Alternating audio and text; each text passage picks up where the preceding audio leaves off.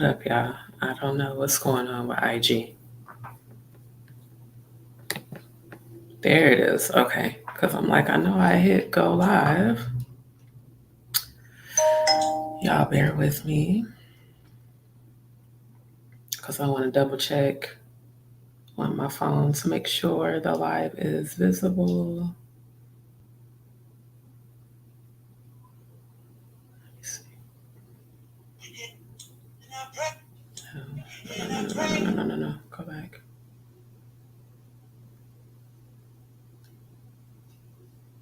This one's going to be a quick live. Tonight, I'll come back with the Sunday night live. That'll be in just a couple hours. So y'all give me a minute.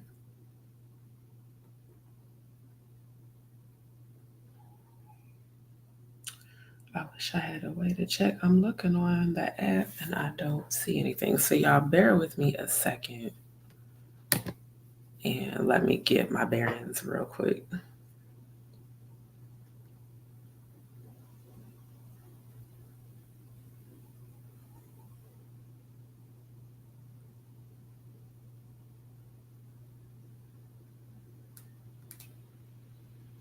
Okay, hopefully it's showing up on Instagram. If not, I will just share the live a little later. Give me 1 second. Because it's supposed to show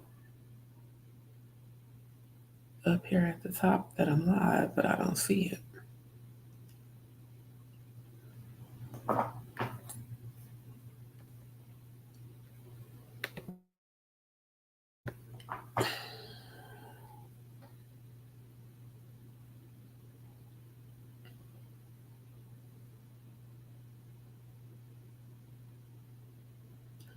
Okay, I don't know what's going on. So for now, I'll just get started right quick. I'm gonna check. I'm checking because I'm on my laptop right now. I'm checking my phone to see if it's showing that I'm live.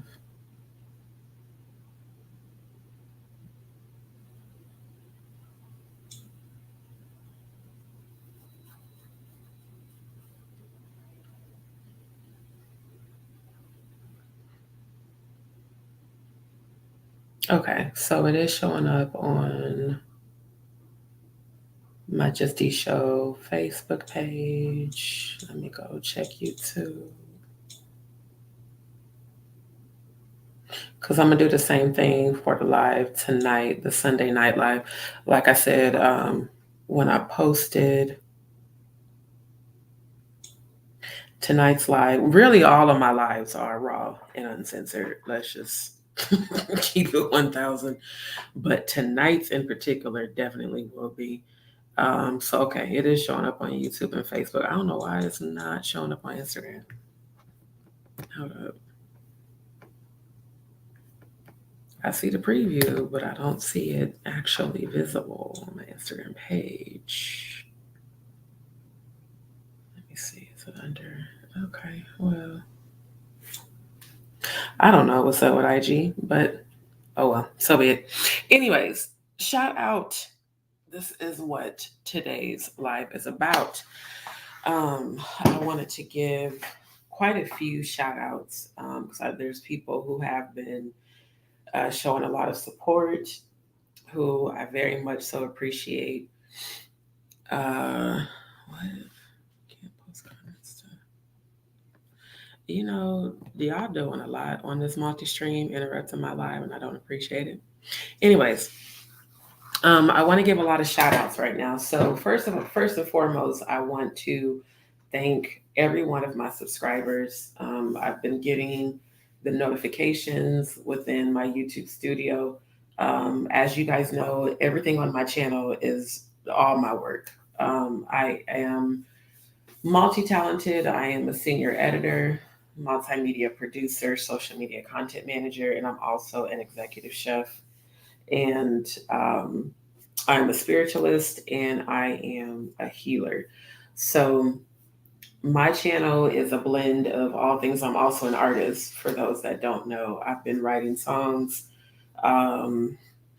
I'm actually producing quite a few songs as well as getting things together for my movies. So I have my hands in multiple endeavors. My main focus right now is building up my YouTube audience and focusing on my multimedia production and editing. So I just want to thank everyone who has been watching my channel. I want to thank all of my new subscribers. I saw the people who recently subscribed even just yesterday. I want to thank all of you. I appreciate my Dz Peepz. That's what I call y'all. So shout out to my Dz Peepz for the support. Thank you to those that have been down in the comments. We be, in the comments chit chatting, having a little kickback, chopping it up. So I appreciate that as well. I know an eyelash did not just fall on my contact in the middle of my live. See? Hold up, y'all.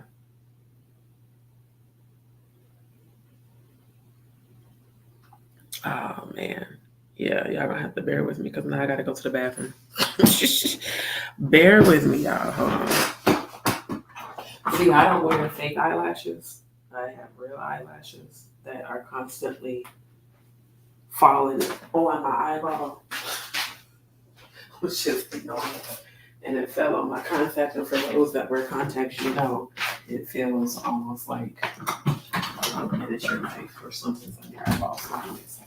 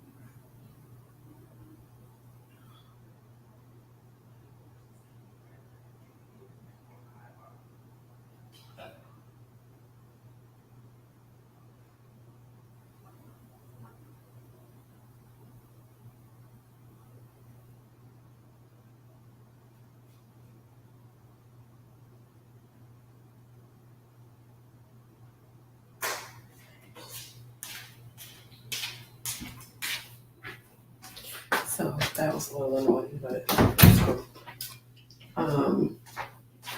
that is one of the side effects of Graves' disease. So for those who may not know, I was diagnosed with Graves' disease, which is an autoimmune disease. It's the underlying cause of hyperthyroidism. I was diagnosed with that back in 2007, and the doctor told me I was born with it, but they just hadn't caught it until then. So one of the side effects is it makes your hair and like your eyelashes kind of dry and brittle. And my eyelashes are constantly falling onto my contacts. Like I said, I've never worn fake eyelashes ever. To me, the fake eyelashes is just kind of low key stupid. I ain't even gonna hold y'all. Like, I don't understand getting glue and putting it on your eyelid to put on eyelashes to look like your eyes got bat wings that's getting ready to take flight. But that's just my opinion. I'm an all natural girl. Everything is natural on my body. Hair, breasts, ass, thighs, everything is natural. Only thing I will wear occasionally are my braids, and then of course like acrylic nails. But so anyways, I kind of got off topic, but anyways, yes, Graves' disease is something that I deal with every day, and it's also something I'm seeking healing over. So yeah, that is one of the things that happens to me just at random times. It's even happened. There's been times like I've been going to events and I go to put on makeup, then all of a sudden 2 or 3 eyelashes will fall. Then I gotta like wash everything off, redo my makeup. So It's annoying, but it is what it is. So anyway, I'm back to the subject. So today's live right now is about shout outs. I appreciate all of my subscribers. I really, really appreciate y'all, especially the ones that do be down in the comments talking to me. And then even some of the ones that go kind of back and forth with each other, I just find it comical at times. And to those who are still commenting on the Just Hilarious video edit that I posted last year, the one from Wild and Out with her and which one is it? Coco Jones and Jesse Wu, where they did that little skit, but they were singing. I was like, I hear a girl group. I don't care what y'all say. The three of them need to get together and just go on and make it happen. So I appreciate y'all tuning into my channel and watching the videos and liking, commenting, and also subscribing. I even got some notifications that some of my subscribers have been sharing my content. So I really appreciate that, because the more you guys interact on my channel, the more that you engage. Even the people that make negative comments, every action pushes my videos up in the algorithm. And like I said, I do all of my own work. My logos, all of my UX design, every video that I post. If you see my logo as in a watermark, that is my work. So meaning, like, I can take some videos and of course, edit and add motion graphics, add movement, even some of them I've added AI to. So, I'm real big into technology. I inherited that from my dad. My cooking skills and entrepreneurship, I inherited from my mother. So shout out to both my parents, my late father, Juan Rodriguez. I really miss you, Dad. I thank you so much for all of the tech skills I inherited from you, JavaScript programming, CSS, HTML coding, SQL. What else do I speak? Other languages, PHP, Bootstrap, just everything. Even down to the web design, web development, UX design, marketing, all that stuff I inherited from my dad. Anything technical, I've inherited from my father. And it's funny because those that used to call me a nerd as a kid are now impressed with the skill set that I have. Everything I have has been self-taught. I did attend Rasmussen College School of Design, and I was enrolled in an accelerated technology degree program. So basically, projects that typically take 30 days, we were required to have done within 3 days. So I do work very fast. There's so much content that I've captured recently at events. By the way, shout out to Loud Music and the CEO, Derek McKinney. I really appreciate the invites and the communication to the events. Appreciate the support. Shout out to the Freestyle King, Little Flip. That Beats and Bourbon event was so dope, y'all. Like, just wait till I get the rest of this footage out. Y'all gonna see every single hit that he performed, his explanation of how he came about making the music. It was just dope. It was like a in-person, behind the scenes type of event. And I really look forward to more events like that. Shout out to awesome producer Tim Ned. Shout out to the photography king, Benny Dub. Shout out to Skyra Bliss. Shout out to Fat Pimp. Shout out to Cody Blake. Shout out to Loud Music family. I really appreciate y'all, man. Y'all really, the way that you guys encourage me at these events, especially Benny Dub, we had that conversation about being, knowing what it's like to be a photographer, knowing what it's like to be a graphic designer, UX designer, video editor, all the work hours and time that go into that. And you guys might see like a 15-second video that I post, or a 30-second video, or a 1 minute short, or, just a regular video. You have no idea how many hours go into editing and producing that content. So it was really dope to be able to chop it up with him during the last event. And he really, gave me some encouragement and spoke life into me. So I appreciate that, fam. Also, shout out to Big Red. I'm glad I got to meet you. at the last event, the Beats and Bourbon on back in April, end of April. It's been awesome to communicate with you. I appreciate your support down in the comments. So shout out to you, Queen. Shout out to Lily Lipstick Red Hustler. Or wait, because her name is long. Lily Red Lipstick Hustler, because she's always, showing support on my IG page under my posts, and I always see you pop up in the feed, and you're just always doing great things, and I love that. I love to see our people, our melanated people, who are winning and pursuing their goals and their dreams, because that's what our ancestors died for. That's what they endured slavery for, so that we could have the freedom to, become the kings and queens and entrepreneurs that we are today. So I appreciate all of you so much. And most of all, I want to give a shout out to Zaytoven and the Music Money team. When I tell you that Zaytoven's team has been key in me not giving up, because I'll tell y'all a little bit. I've been going through it, and I normally don't talk about my challenges because I'm all about raising the vibration and high vibrational energy and healing. But the reality is, life has been lifing for me. And that's why it's taken me so much longer to get content edited and out there, because I've been dealing with a lot. And what I realized, especially after I talked to Benny Dub at the Beats and Bourbon event, I was just briefly sharing with him some of the things I was encountering and facing and going through. And he said, sis, he's like, sometimes God will remove us from situations, environments, jobs, people, everything, because if God wouldn't have taken those things from us, we would become complacent and comfortable and be settling for less. And that stuck with me. That really stuck with me. And that was over a month ago we had that conversation. And that really stuck with me, because for the longest I was like, man, why does it seem like, I'm not focused on lack. I'm not focused on low vibrational energy. I'm all about raising the vibration and peace and healing and just enjoying life. And it just seemed like the more I was putting my energy into abundance, the more challenges and obstacles. And then I had to realize, like, these challenges and obstacles were to realign my life so I can have my life where I really want it to be. And I can remember when I was working for my last employer, how much I hated that job. But at the time, I'm like, hey, it's income. I get to work from home. I'm just going to keep doing it. But every day you're answering calls, and like you're going to get cussed out. You're going to get yelled at.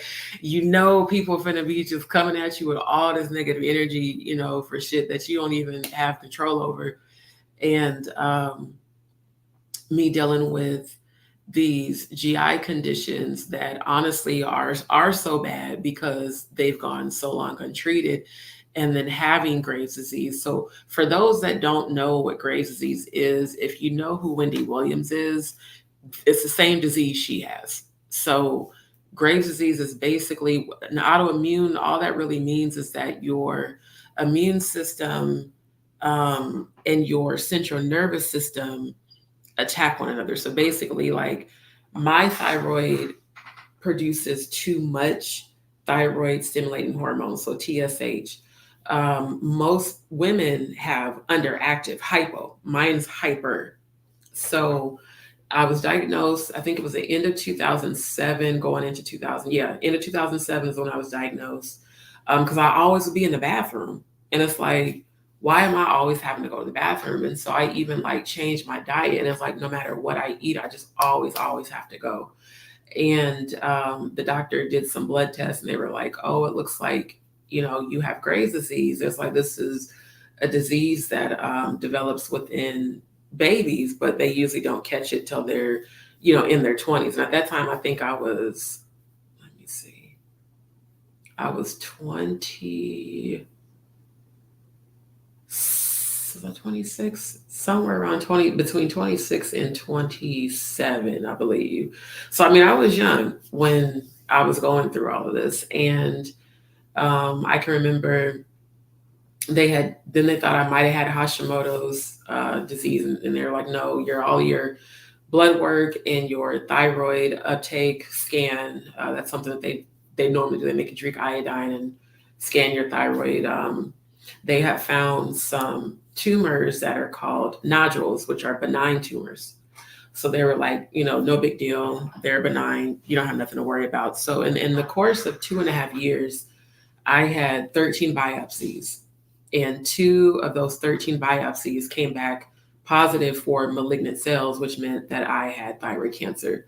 So I can remember for 3 months straight, I was constantly sick. I would be vomiting and having diarrhea simultaneously.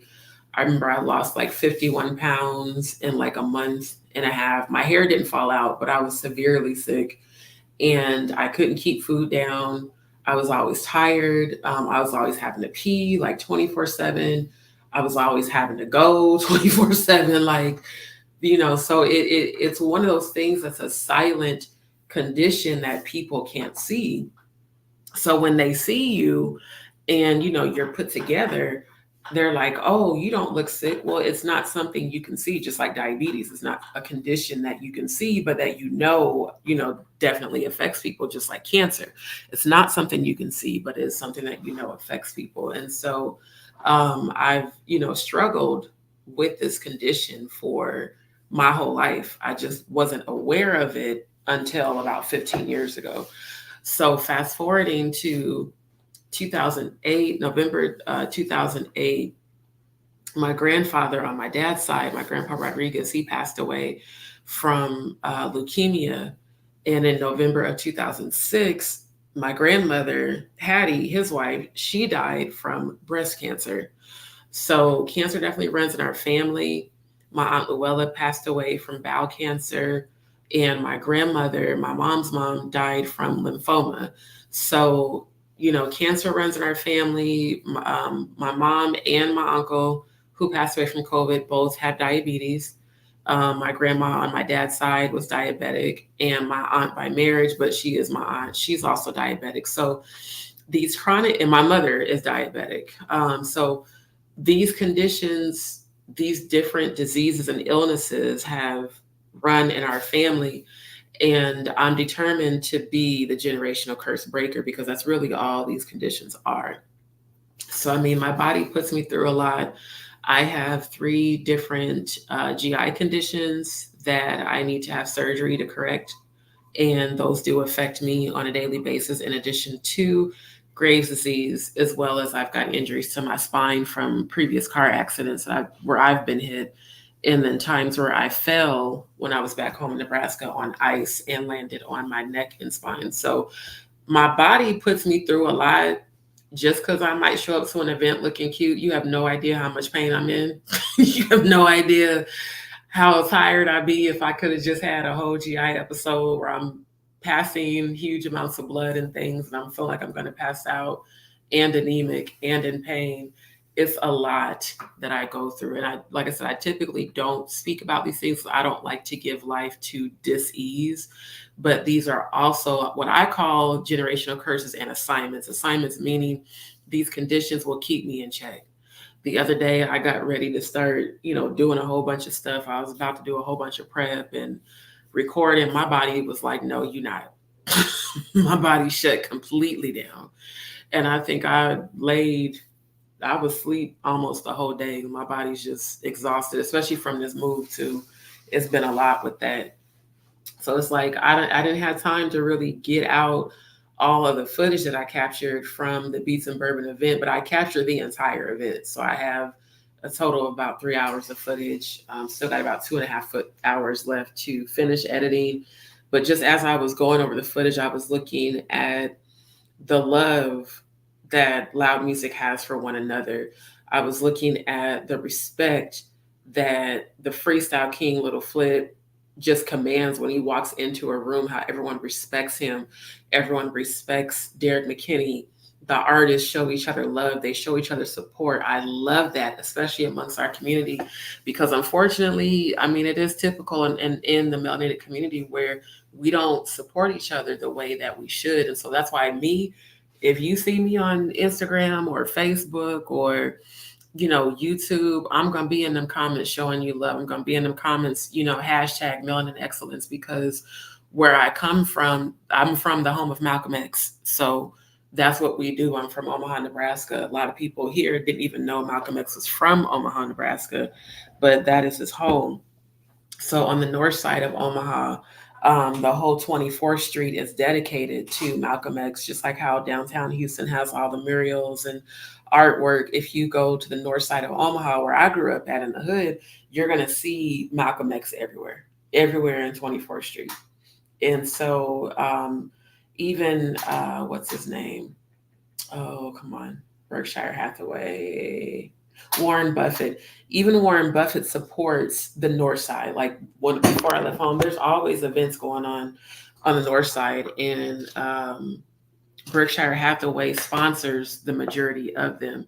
So, I love when I see our people doing positive things and supporting one another. And I love to be a part of that. Just genuine energy. Just, there hasn't been one live music event I've gone to that I didn't enjoy, literally. And I just started becoming associated with them last fall. So, I appreciate just the love that I feel and receive when I go to these events. I appreciate hearing people's stories, especially Flip's story, because, like with me, I grew up in the church, and my parents had a church. We started a church when I was 12 or 13, 12. Yeah, because we started driving to Hastings when I was 12. And we also started our catering business technically when I was 11, but my mom brought me in as a sous chef at age 12. So, like, technically, we had two businesses because a church is a business. And then we had our catering business. And then my sister and I were in school. Music has always been my first love, my best friend, ever since my dad introduced me to music. My dad was a guitar player, he was a electric bass player. And at his church, he was a musician. So after my parents divorced, when we go visit our dad on the weekend, go to church with him, I was the only kid out of all and I'm the second oldest of five on my dad's side. I was the only kid that just stuck by my dad after church because I loved being around my dad and the musicians. I loved hearing them play music. I loved hearing my dad play the guitar. And he would try to show me as a little girl how to play the guitar. And so when I tell you music is my first love, I fell in love with music because of my father. The first time he played Sir Prince Rogers Nelson, when I was 4 years old. So music has always been my go-to for, to feel love, to express myself if I needed encouragement. And then growing up in church, of course, my mom listened to nothing but gospel music. So I grew up, listening to gospel. I grew up singing in the church. I became a choir member when I was, I think, 9 or 10. Pretty much stayed in the choir throughout my adulthood, went on to become a choir director, section leader, taught 3 and 4 part harmony. I wrote songs, in minor keys, major keys. I used to play music. I wrote and read sheet music. I was in symphonic band, marching band, jazz band, chorus, swing choir. I mean, everything to do with music from my childhood through college, I did it. So, and then I did voice training in college, and I did voice training at church. We used to sing with a lot of Black celebrity gospel singers. We sang with Kirk Franklin. We sang with Yolanda Adams. We sang with BB and CeCe Winans, Fred Hammond, John P. Key. I mean, so many different melanated artists that would come, gospel artists, Fred Hammond especially, because I can remember we had a jam session with Fred Hammond, and that was dope at one of the conventions when I was an adult. So, I grew up in this. The Wright family, also Danielle Wright, she did one-on-one voice training lessons with me in my early 20s. So, music for me is everything. Music is love. Music is expression. Music is healing. Music is pain. Every emotion you feel, you can express it through music, and you can find your healing in that. That's why y'all will always see me promoting musicians and artists and their content and their music and their brands and their labels, because that's who I am. I'm music and music is me. But with Zaytoven and Music Money, I just really have to tell y'all from the bottom of my heart, I thank God for y'all, man, for real, because these past few months, when I tell you, it's like this is my Job experience, and y'all will find out more later. But it's truly been a Job experience for me. And no matter what challenge I have faced, I haven't given up. But there have been so many times I felt like it. And I'm just being transparent and honest. That's one thing. The very first Zaytoven Zoom meeting I attended, where Zay actually came on camera and talked with us, he said, when it comes to your music, put yourself in it authentically. Like, tell your story. Don't be ashamed to tell your story. And my story is one of struggle due to my health. Any struggle that I've encountered has been due to my health. Like I said, I'm a two-time thyroid cancer survivor. In 2009 is when they found the malignant cells. In 2010 is when they removed the left half of my thyroid because I had multinodular goiter. I had 7 tumors that had grown on top of each other. And so I have the right half of my thyroid left, but it is actually still overactive. And once they alter your thyroid function, it honestly alters your body for the rest of your life. And the doctor told me that before my surgery. But if they would have taken my full thyroid, then I would have been even more sick. So I'm grateful, no matter what challenges I've been facing, I'm grateful for my health. I'm grateful for my gifts. I'm grateful for my eyesight, my hearing, the use of my limbs, things that people take for granted until you've dealt with facing death, like right in your face when they tell you got cancer or dealing with chronic conditions. I want to give a huge shout out to my sis that is in heaven, Elissa Mitchell. Elissa is the reason I am so strong. I will watch that girl. She battled with diabetes her whole life. She was diagnosed diabetic at 17, and they told her that she wouldn't survive giving birth to her daughter, which she did. Her daughter is an amazing, amazing young lady. I'm so proud of her. But she was my example of strength. And no matter what she went through, and every time she felt like giving up, and she would call me, we would talk. We always would encourage one another, be there for one another. And we both are empaths. So we could have been hundreds of miles from each other, but both feel what each other are feeling. And she would always tell me, like, sis, no matter what, keep going. Capital letters, keep going. Like randomly, she would just text me, like, keep going. Like, how did you know what I was going through? She's like, I could feel it. She's like, I could feel you not okay. And same thing me with her. She was my first spiritual friend. She was my, sister, non-biological, but sister. She was my soul sister. We've known each other my entire life because we started going to Greater Bethlehem Temple when I was 4. And Elissa and I met when I was 5 and became friends. And then when she was 11 and I was 10, we became best friends. This is someone who's walked my entire life with me. And she passed away September 1st, 2014, from complications of diabetes after she decided to come off of dialysis from kidney failure because it really was making her sicker. But she's the reason I'm so strong. I watched her battle with diabetes. Sometimes she would be, perfectly fine. And then other times she's hospitalized. She can't move. She's swollen up, or she's losing weight, or she can't eat, or she can't keep, food down, or she's so swollen that her eyes are swollen shut. I mean, I watched her go through hell and she still kept her faith. She still inspired people, even at her homegoing service. It warmed my heart to hear that there were so many people that were inspired by her, so many people who had the same, story of watching her persevere and not giving up. And so from the bottom of my soul, for the rest of my existence, Elissa, I love you so much. I miss you so much. I wish we could talk in the 3D, but I know that we will meet in the 5D. So she is the only person on this planet who understood me because we have the same spiritual gifts. We're both empaths, both clairvoyant, both mediums, both psychic abilities, just gifts we were born with. And I could talk to her and she would completely understand on a spiritual level what I was talking about. One of the things that just came to mind as I'm saying this, when I was at the Beats and Bourbon event, Flip, one thing about him that I respect so much is that he talks about God, and he's not ashamed to talk about God in his music. And any event where he's been at, he's always like put God first and acknowledge God. And one of the things he said was overstand.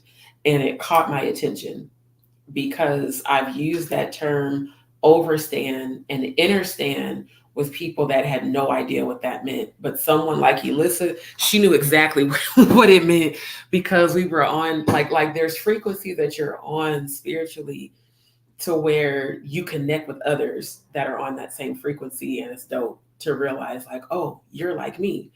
And so with Elissa, that's why we were so close, because we shared those same gifts. And she is the reason, like I said, no matter what challenges I've gone through, all I do is think about my sis, and I pick myself up and I keep going. That was one of the things she used to send me too. It was like a meme of a orange that was like halfway peeled, and the orange was carrying the part of itself that's peeled, and it says sometimes you just got to pick yourself up and carry on.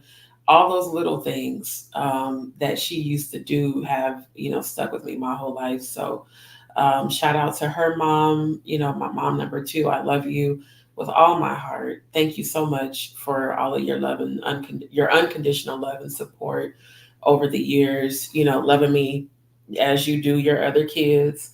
Shout out to my mother. Thank you so much, Mom, for blessing me with the skill set of being a chef, an event caterer, a pastry chef, an entrepreneur, and just for showing me how to persevere and be strong. And like I said, shout out to my late father, who would pray for me, times when I would feel discouraged or confused, or, especially like with the tech stuff, our conversations we used to have, about programming. I remember the first time I learned how to JavaScript program, I was so excited. And I called my dad and I started reading to him the code I was writing, and he finished it. Like, he literally verbally finished the code. And it was just so dope that we used to be able to share those moments. So, I'm grateful that no matter who I've lost, no matter what I've lost, that my angels and ancestors and spirit guides have given me the strength to keep going and keep moving forward. And like I said, with Music Money, they are on top of reaching out to me. Like, they have always reached out. Hey, D, how's it going? How are you feeling? How are things going with your music? Asking me about plans that I have for monetization, and like really just giving that one-on-one support. It's been a blessing, to be honest. I was quite surprised when Zaytoven actually DM'd me about a month and a half ago, when I had posted the video of Country Wayne when he did his drip.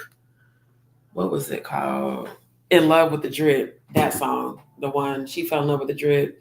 Drip got her going crazy. That song that Zaytoven produced, and I had tagged Country Wayne, Mike Bless, because Mike Bless is the director and producer of the skits, and I had tagged Zaytoven. And if I post content, I tag people. I don't really expect anything from it. I just do it because that's just what I do. I'm also a digital marketer, and I do a lot of online promotion for free because these are people who I support, that I look up to. And so when he DM'd me and he was like, I saw your video footage and it's dope, and he's like, I want to invite you to our what's it called? It was, I forget the name of it, but how they can invite you to the groups within the chats, within Instagram. And, they've been just very key in encouraging me. Like, every time I get a text from the Music Money team, or I get an email invite to an event or to a Zoom meeting, it always comes at the right time. It always comes at a time when I have been going through a lot. And see, I'm a Scorpio, so we don't as a Scorpio, I'm very private. I don't usually tell people what I'm going through unless you are someone I consider like family, like a friend, like family. And there really has only been about two people who I've even told about, what's been going on with me these past few months, because I'm just used to like dealing with shit on my own, for real. Like I'm used to just going through things by myself and, find the strength within. And then once I overcome it, then, I get kind of back more social. That's always how I've been. I withdraw. And I think every Scorpio I know is like that. We tend to fall back when we're dealing with a lot because we don't want to put our problems on other people. Like me, I don't want to put what I'm dealing with on nobody else. You know what I'm saying? Like I'm used to, if I got to go without so I can do better, that's what I do. I left home 6 days after I graduated high school. I was 18 years old and I got my first apartment by myself at age 19. I was working three jobs. I ain't never dependent on either one of my parents to pay my bills, and I love them, but they never have. They never, helped me with like rent and bills and shit because my mom raised us to be independent. 15 on my mom's side, I'm the youngest of four. On my dad's side, I'm the second oldest of five. My mom's side, my mom was like, "Look, when you 18, you want to leave, you can leave, but as soon as you turn 15, you got to get a part-time job." So imagine I'm a teenager, right? We have we started our business doing wedding cakes, and my mom started with like baby showers, birthday cakes, like little small events, and then went into full on wedding cake production. So it's me, my mom, my sister, and my former stepdad. And it's just the four of us doing these full on events, because we were a part of these big political organizations within our religion. We always had these huge events like conventions and councils and anniversary services and dinners and building fund and fundraising events. So we're cooking all the time. Then we had our what was it? Our building fund dinners every weekend where we sold chicken dinners by the plate. So I mean, when you talk about hustling, it wasn't street hustling. It was church hustling. But our family was out there getting it because I mean we was doing events, plus we had our church, plus we had our dinners every week. Plus I had my part-time job. My very first job was at McDonald's. And I was in marching band, so I had to be at school for marching band practice before school. School normally started when I was in high school, started about like what 7:40, 8 o'clock. I had to be at band practice by 5:30, 6 o'clock in the morning. So I'm getting up early, going to band practice, then going to school, getting out of school, going to work part time a couple hours, getting off work, and then going to church. Or if it wasn't a church night, then I would work at McDonald's until like 9 o'clock. Then I got my first telemarketing job. I'll never forget that at Sitel. And I was so proud because I think I was making like what $7.50. And we talking about back in the 90s. So back then that was a lot of money. And especially for me being a teenager. So me and my homegirls I was in high school with, we go to school, then we get off work, and we kept syncing our work schedules so that the three of us could be doing our telemarketing. And my homegirl, Burita, her mom would be bringing like flautas up to Sitel, bringing tacos and taquitos and pico de gallo. That's how I know how to make all that shit because of her mom. So it's like I'm remembering back, like, man, I've worked my whole life. Like I've literally worked. I didn't really get too much of a childhood because I mean we started a church and a business when I'm 11, 12 years old. So we always working, working, working. And so that's what I'm used to doing. Like y'all see me having my hands and everything. That's how I was raised, man. Just always working. And then when I left, and then when we had our church, I used to play the organ. I taught myself. My big cousin taught me a little bit, but I really had to teach myself. Just like with band, you pick it up by practicing. So I would practice. I would play the organ by sound because I couldn't grasp the sheet music for the piano outside of school. Like I could play my school songs, but like the church songs and stuff, trying to read the sheet music and got all these different books. I just learned pick up by sound. So I used to play the organ. And when we started our church, I was the choir director. I was the minister of music, essentially. I was over the whole entire music department. I also used to play the drums, by the way, too. So I played the drums, piano, organ in church. And in school, I played the clarinet. And I started playing the recorder in fifth grade. I started playing the clarinet in sixth grade. So from sixth grade through my junior year, I played clarinet, and I was second chair clarinet my sophomore and junior year. And I remember playing the clarinet solo for George Gershwin's A Rhapsody in Blue, which I heard on the movie Fantasia, the Walt Disney movie Fantasia. So like I actually played that full clarinet solo, and I remember getting a standing ovation at school at our concert. So like when it comes, like when I tell y'all, when it comes to music, that has been my whole life. My dad, when he was home before my parents divorced, I remember the first time he played Prince, and me and my sister Angie, we were in the room with him watching the video where the girls used to play the guitars and then like walk across the stage playing the guitar. And so me and my sister, we would take like our dad's guitar and pretend like we were playing it and walking across the stage. That's why Prince is my all-time favorite artist, is because of my father.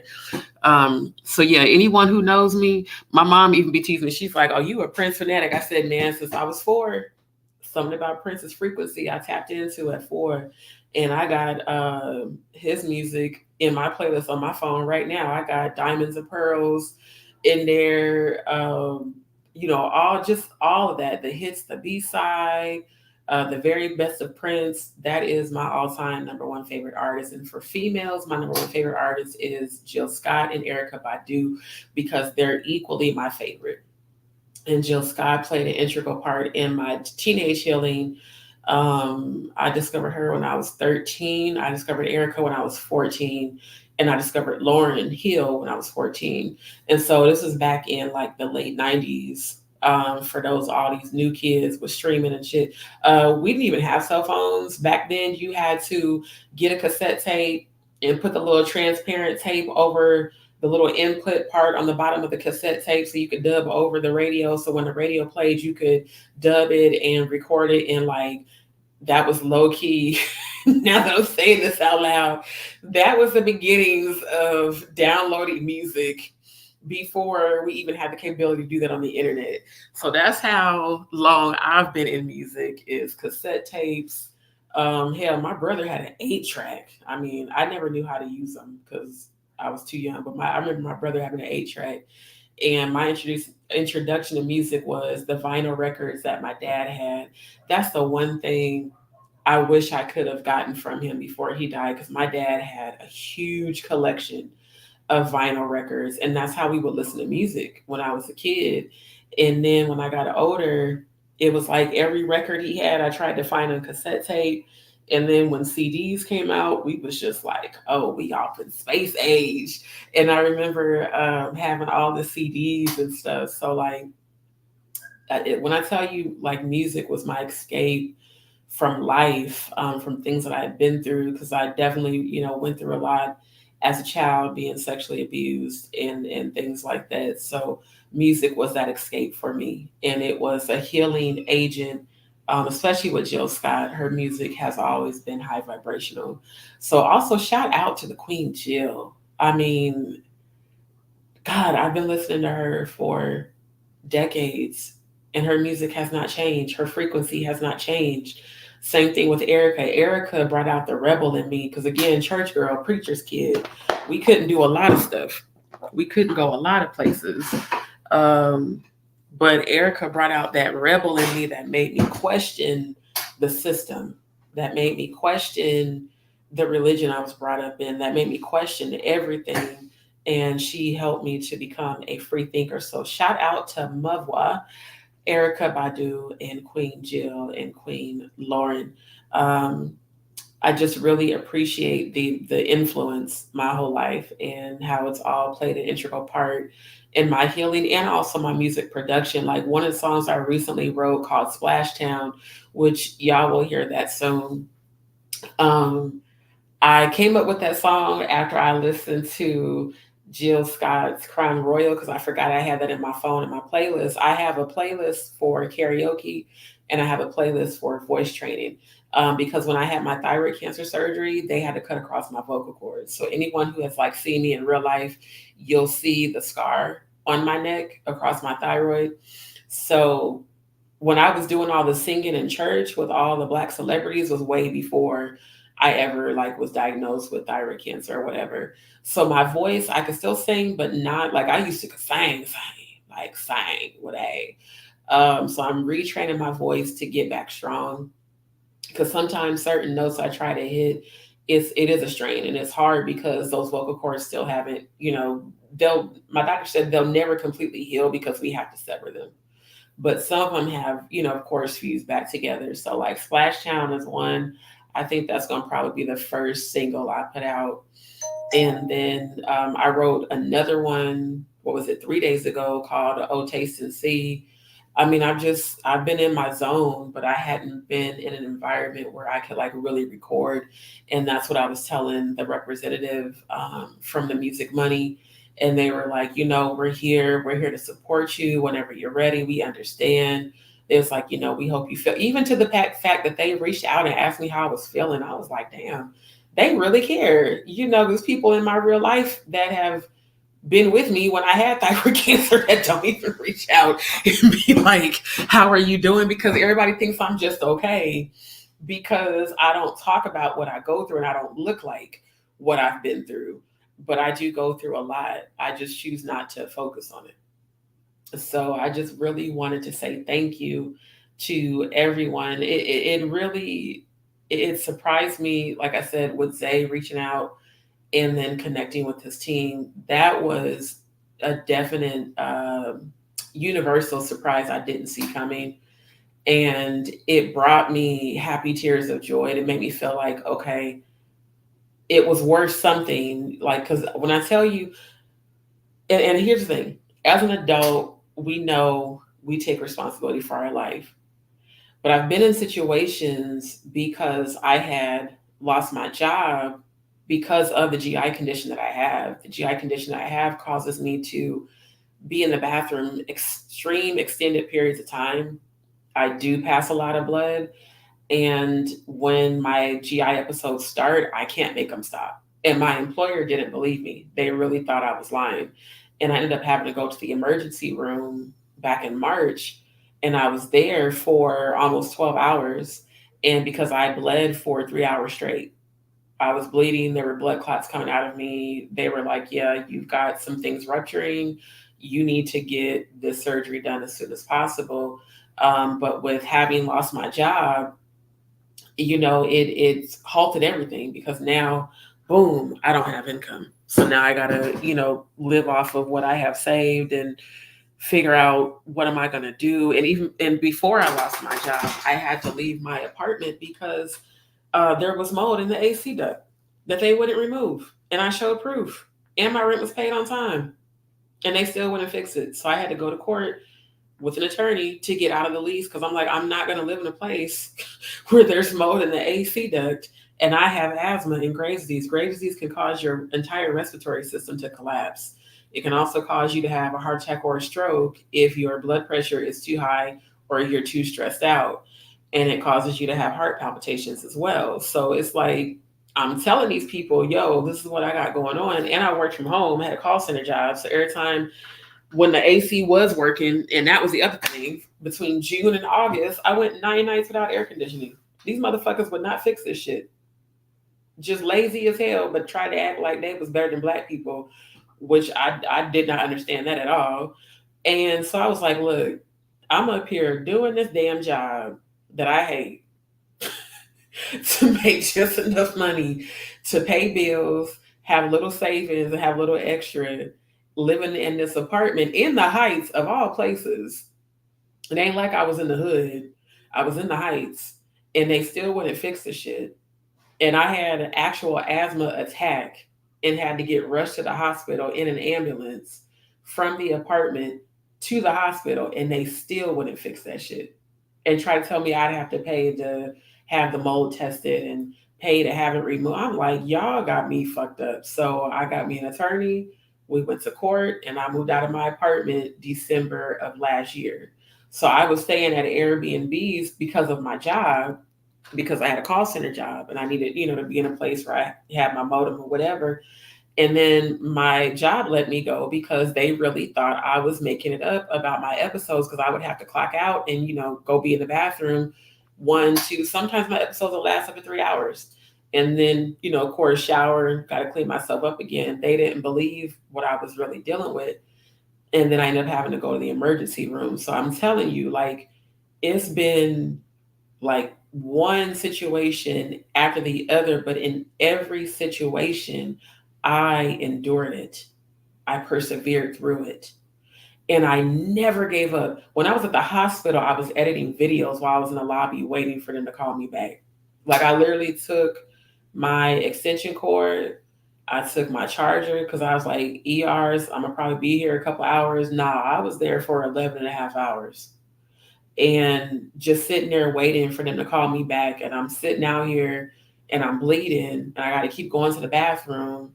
Then they having to do all these extremely painful exams by the time they got me back there.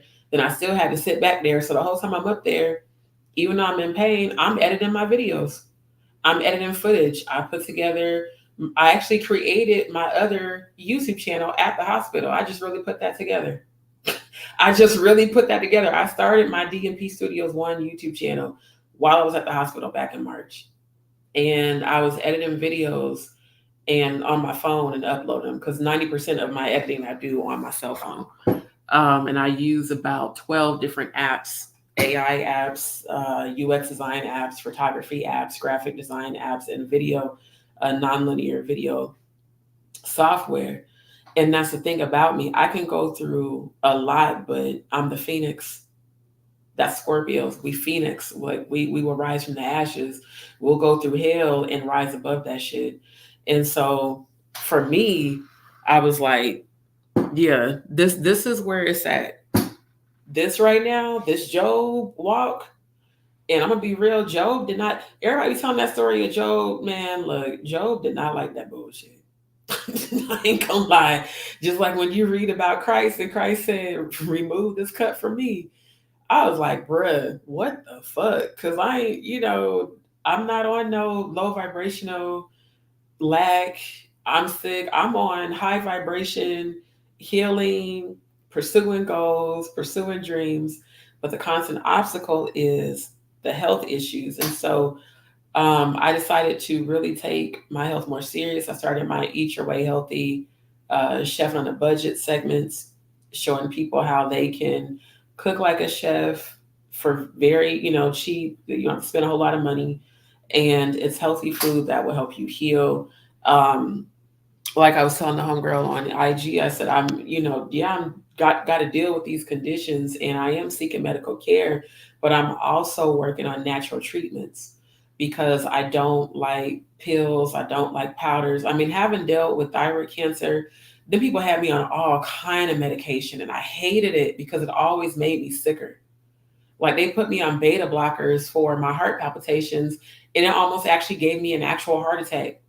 That's why I'm like taking none of that shit. Like, I'd rather just let me take some purple sea moss, soursop leaves, aloe, anything natural that I can create to treat what I'm dealing with. That's what I focus on. And that's when I also started my Aloe Coco brand. So the thing about me, I can go through a lot, but I'm going to persevere through it. And out of that pain is going to come some passion. I'm going to create, I'm going to innovate. I had kept breaking out in rashes when I moved back to Houston, because I swear they be putting shit in the water. And so I started using filters for my shower. And it was like, no matter what bar soap I bought, or like body wash or feminine wash, always having allergic reactions, always breaking out in hives. So I started my own brand. I started making my own feminine wash with just aloe. I started making my own cocoa butter based deodorant, because deodorant is linked to breast cancer. And I'm continuing to expand. So, like I said, it's so much that people don't know that I've dealt with and have been dealing with, but they have judged me, talked shit about me, treated me like shit. I mean, situations like even right after I lost my job, I remember I stayed with um, some, I say former friends because we ain't friends no more. Stayed with them, gave them money up front, kept giving them money, kept trying to help them, even though I had just lost my job. These motherfuckers fucking it off on drugs, doing all kind of dumb shit, just stupid shit. And it was like, bruh, I'm up here feeling sorry for y'all and y'all fucking the money off. You know what I'm saying? So it's been so many different things that I've encountered. And I was like, why in the world, if I'm focused on abundance, why do these challenges? And my homegirl that is one of my spiritual, soul sisters, she had did a reading a few days ago and she said life has been lifing because God is preparing you for the next step of your life. And what's crazy is during my prayer time, my water manifestation, which I do in the shower, because water is it's a manifestation tool. When I take my showers, I pray. And that's what the angels and ancestors had told me. They said, we're preparing you. And I said, but why did y'all take me through so much? Because you know my heart. I am a light bearer. I am the manifestation of the Most High. I don't give my energy to dark forces. I will call upon dark forces to defend me against other people's attacks, but I'm not on a low vibrational state. So why has all these obstacles been laid before me? And they said, because you had to go through that so that one, you could see people for who they were. Because when you go through transitions such as I have, people will show you who they are. When they think that you need them, or, oh, she's struggling because she's sick, she's struggling because she lost her job. Let me use this as an opportunity to shit on this person. Let me use this as an opportunity to take advantage of this person. Let me use this as an opportunity to judge and look down upon this person. And then they see you come out of that victorious, it scares them. It scares them because they see how powerful you are. They see your strength and they see that no matter what they said or did, they didn't break you. And then after that, if they can't beat you, they want to join you. And so for me, it's been so much, and then also just dealing with memorials. Like my dad, he passed away April 11th, 2017. That was a very hard time in April, dealing with, his memorial and then his birthday. My dad was a Pisces. His birthday is February 25th. And during that time is when a lot of betrayal was happening. People I've known for years, decades, finding out shit they've said and done, and that their loyalty wasn't where mine was. And I said, Lord, why did you bring me back here just to show me all these people that aren't for me? I was angry. I was really angry. I was like, because these are people I've been there for. These are people I've helped. Some of these people have lived with me. Some of these people I've, financially helped. A lot of them I've spiritually helped. Why? And it dawned on me, well, people say that they're Christians. I don't. I'm a spiritualist. But I do believe Christ is real. And Christ's story was one of perseverance and betrayal. And, one of his closest turned his back on him. So it's like, okay, if I say I'm the manifestation of Christ, then I understand now why I had to go through this journey, kind of like Christ's wilderness journey. And when he realized what he had to do and he asked God, he said, if it be thy will, remove this cup from me. Because don't nobody want to suffer. Nobody wants to go through suffering. But there's always a reason for it. And for me, what it taught me was wisdom. Every challenge I went through, everything that happened taught me wisdom. It showed me things about myself that I needed to heal. Keeping people around just because I've known this person so many years. Look, if we are out of alignment, if we're no longer in alignment, then we're just not. If we're no longer on the same vibration, then we're just not. It don't mean I hate you. It doesn't mean I'm holding a grudge against you. It just means I'm accepting that we're not in alignment. So if we're not in alignment, then I'm going to either sever that tie or distance myself, because I need to be in alignment with those that are meant to be a part of my life's purpose. And I feel that music money definitely is, loud music definitely is, and all the other people who I've been connecting with that are spiritualists. Because religion teaches you that spirituality is evil, when in fact religion itself, the foundation of it is on some Luciferian shit. But we'll talk about that in a different live. So the things that y'all say are witchcraft or voodoo or evil, that's actually God. Like literally, it's God. But then you think about Christ, they crucified Christ because he was a spiritualist. Think about it. They talk about Christ, did all these miracles, but yet you condemn spirituality.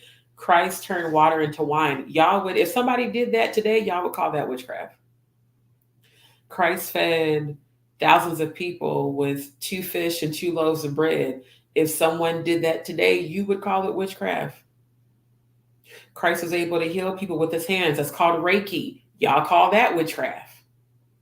So that's what I mean. Like the whole me being a rebel, I feel like God brought me up in the church to expose the fallacies and the deception, the mind control, the brainwashing, the mental conditioning, all of that.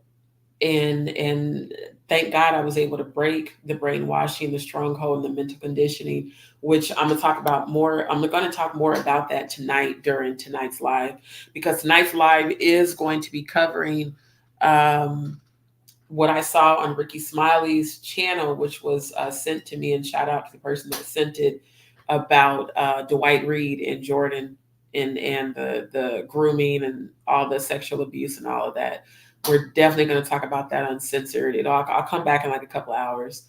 Um, but yeah, I feel like God took me through all of this so that, one, I could break the generational curses in my family before my children come into this earth. Two, so I could help my family heal and help other people heal. And I fully have embraced every spiritual gift that I have. I accept that people have and will call me, um, what do they say? She's a witch. Somebody said I was a Satan worshiper, which was hilarious. Um, Cause yeah, I don't worship Satan. People are just dumb as fuck. But just stupid shit like, oh, she's into witchcraft and voodoo. No, baby, I've just embraced the gifts I was born with. And yes, I'm a seer. Yes, I'm a psychic medium. Yes, I'm a spiritualist. Yes, I've performed exorcisms. Yes, I've cast out demons out of people and all of that. I was born for a reason. And that's why some people are afraid of me. Some people, once they find out you're into spirituality, they feel like they don't want you to see things. I already saw it. See it, saw it, saw it. I already did. So, it like my homegirl said the other day, she said it's hard for us to keep uh spiritualists, real spiritualists that are high vibrational. We can't fuck with surface people. We just can't. Like if you're surface and superficial and everything's about image and ego, and you care so much about what people think, we won't get along. We won't, because I don't give a fuck. I don't. I'm real as hell. And a lot of people love that about me, and some people don't. I'm a Scorpio. If you want some bullshit, I'm gonna call you out on it. If I find out you lied to me about something, or I even think you lied about something, I'm not gonna fuck with you. If I feel like I can't trust you, I'm not gonna fuck with you. If you somebody I love, I'm gonna call it out. I'm gonna call it out. Period. I am. And if you don't like that, oh fucking well. Because here's the thing: I had to tell somebody, we're too grown to act like you don't know what the fuck you're doing. If you know what you said and did, and you was on some deceptive ass energy, or on some lying ass energy, or on some gossiping bullshit ass energy, like a lot of you motherfuckers from Des Moines are on, I'm gonna call you out and I'm gonna cut you off. I deleted everybody. Somebody recently asked me, well, why did you? I deleted everybody. Everybody. Everybody from Christ Apostolic Temple, everybody from Greater Bethlehem Temple, everybody who was in agreement or silently complying with a 63-year-old pastor marrying an 18-year-old girl that he groomed since she was 15, I can't fuck with you. Now, does that mean I hate you? No. I got a lot of love for y'all. Because again, these are people I've grown up with, who I've known for decades. But I'm not in agreement with that shit. And that's why tonight we're going to talk about it. Because there's people that I love that I know I have to release.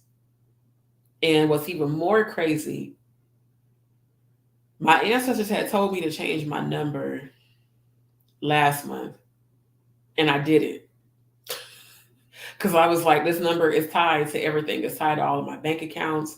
It's tied to all of my two-factor, security settings. It's tied to everything.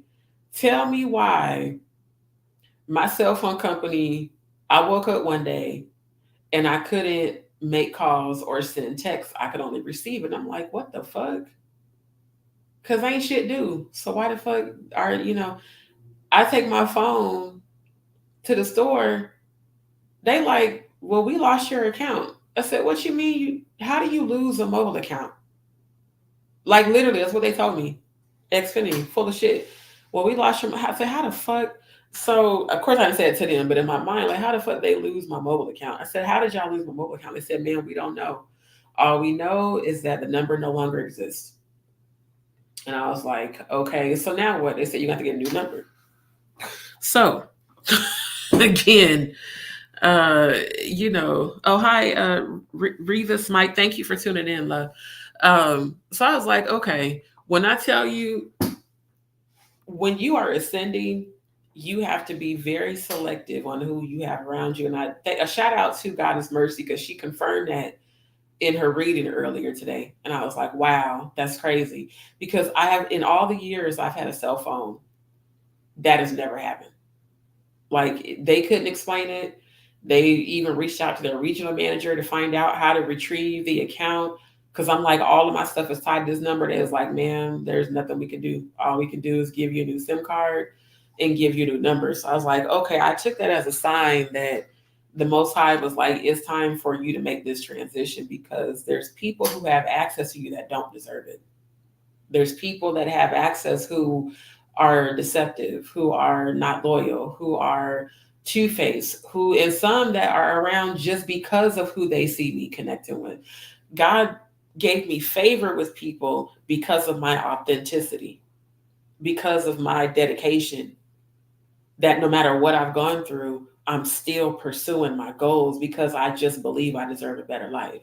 Because having dealt with cancer twice and overcoming it makes me feel like I deserve to live a better life than what I've settled for. And working a job where I get yelled at and cursed out at every day, that drains me and makes me depressed, and still doesn't really give me enough to build the empire that I'm building. God took it. So it's like Benny Dove said, like, God took that so that you could do what you really want to do. And I thought about that. I said, okay, yeah, because now I've been able to focus, more on my editing, my production, my music. Like, I wouldn't get out of work till like damn near 9 o'clock. So I would try to edit before work, edit on my break, edit while I'm in the bathroom dealing with my GI condition, edit after work. Now I can focus on that. And now that now that some other things have settled in my life to make my life not as stressful as it's been, for like the last, really honestly, since January, technically. But now that I'm finally in a place where, okay, I can kind of slow down a little bit. Now I can focus on my doctor's appointments. Now I can focus on, getting things together to get my health conditions treated so I can be successful, because health really is wealth. And then whatever I can do myself on a natural level, I'm going to do that. But what I'm never going to do is give up. I can feel like giving up. I can feel discouraged, because I'm human. But I'm actually going to do it? No. And I thank God for my second mom, because she spoke that life into me in March. Like, she called me, what was it, the day after I got back home from the hospital? Yeah, she called me the very next day to check on me, because I had put a post on Facebook asking for prayers because I was up at the hospital in the ER. And she said, I know you feel like giving up, but it ain't in you to do it. She really like spoke life into me as I was just like breaking down, because I was like, it just seemed like no matter how hard I keep pushing forward, there's just this resistance. And then when I was in my deep meditation, my angels and the ancestors showed me the people who were sending spiritual attacks into my life. And here's the thing about spiritual attacks: they don't work unless you're in a low vibrational state. So at that time, I was really depressed. I was grieving, like it was my dad's birthday had just passed. My uncle that died from COVID, his birthday is the day after my dad's. Their birthdays are one day apart, just like my mom and my aunt. Their birthdays are one day apart. So it was just like a super hard time. And my uncle James that passed away from COVID, he helped to raise me. So he really was like my second father. And I really, just missed him and my dad. And my dad was the one I could call when I was going through stuff and tell him what was going on. And he would listen and he would talk with me. He would pray with me and pray for me and, give me some encouragement. So it's like, I can't call him, I can't call my uncle. I can't call my sis. They are all my ancestors now, And then on my second family side, my second mom's sister, Aunt Leela, had passed. And that family is family. They my family. So that, just like all this back to back loss. And God was like, no, it's not a loss. God said I had to remove them from not the people that passed, the people that are living that betrayed me. He said I had to show you who they were while you were in the position you were in. Because everyone wants to fuck with you when you're up. Everybody's gonna know your name and say how they knew you and where they knew you from. And I remember when she was XYZ, but the people that stick by you when you going through really rough times, those are your people. And what I realized, I really ain't have no people for real. I'm just keeping it 1,000. I realized that I really didn't. I can count on one hand the people I had. One, two, three. That's it. Three people, and that's it. Everybody else, who I was calling bro, sis, fam, friend, bailed when shit got rough. And that's just the truth. They bailed. So now that things are getting better, here's another thing people say about Scorpios: we hold grudges. Some do. Me, I remember the shit you said and did, and I keep my distance to be cautious. It's not even a grudge, it's to protect myself. Because the truth about Scorpios is we're extremely, extremely loyal. Like we are loyal, loyal, loyal. If we fuck with you, we fuck with you long and hard. Like literally, we'll go through hell and back, ups and downs, all of that. But if you betray us or make us feel like we can't trust you, especially me, I'm gonna cut you off. And a lot of times I'm not even gonna say nothing. You're just gonna find yourself not having access no more.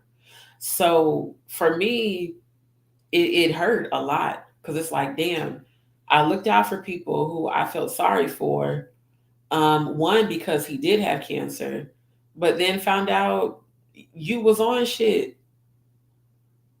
And I ain't talking about no green herbs that grow from the grass that are natural. You was on other shit. And it just it hurt me. It pissed me off. I'm like, damn, I looked out for people when I could barely look out for myself.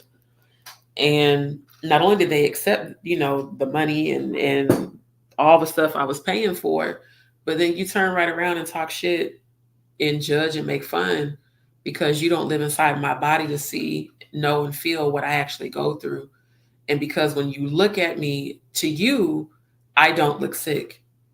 But to me, I just sat on this toilet for 2.5 hours bleeding and couldn't make any of this stuff stop and got bruises on the back of my legs and stuff. This stuff people don't know. So, they judge, they call you lazy, they say you this, you that, because they have no idea what your body's putting you through. And no matter what my body's put me through, I have pursued every single goal of mine tenaciously. Yeah, that's the best word, tenaciously. Because I'm very tenacious and I'm very resilient. I can go through hell, but I'm gonna bounce back every time. And I remember telling somebody that to their face that called themselves, going against me because I set up boundaries with them.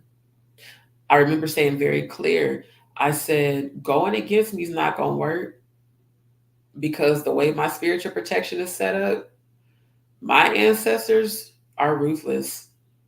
They not nearly as nice as I am. They'll destroy your whole life. I remember very clearly telling two people that. And everything I saw that I was shown that was going to happen to them has been manifesting. And that's the other reason I'm selective on who I embrace and bring in close because I swear mercy confirmed everything that came to me during prayer.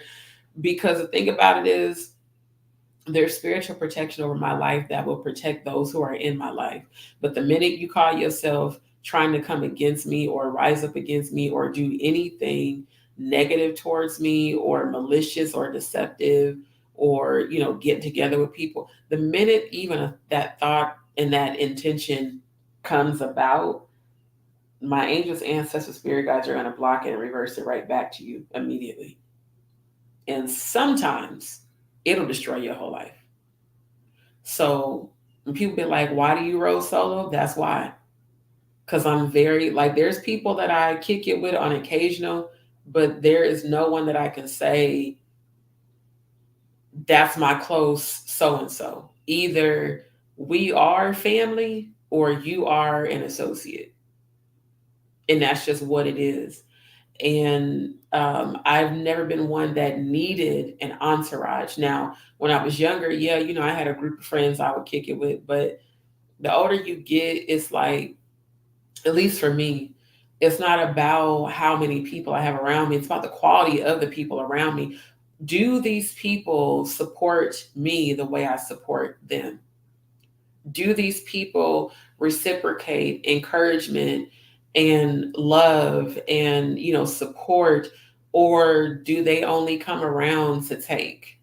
Or do they only come around to dump their problems on you? Because some people only hit you up to talk shit about everything they're going through.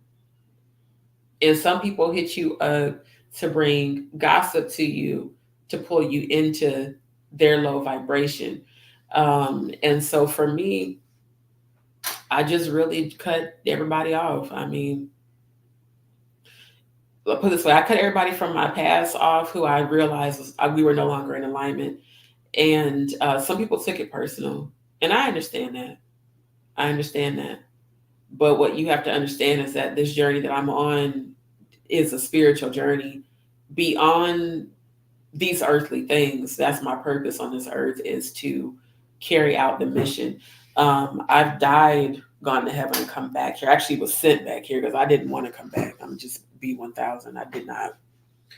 Once I realized where I was like, please don't send me back there. Please don't. I hate Earth. I love it here. It's bliss. It's love. It's everything the Bible says it is. That peace beyond understanding, the bliss, the nothing. All I felt in heaven was love. Time is something that's only relative on this planet and in certain dimensions. But in heaven, there's no such thing as time. There's no night. There's no day. There's nothing negative.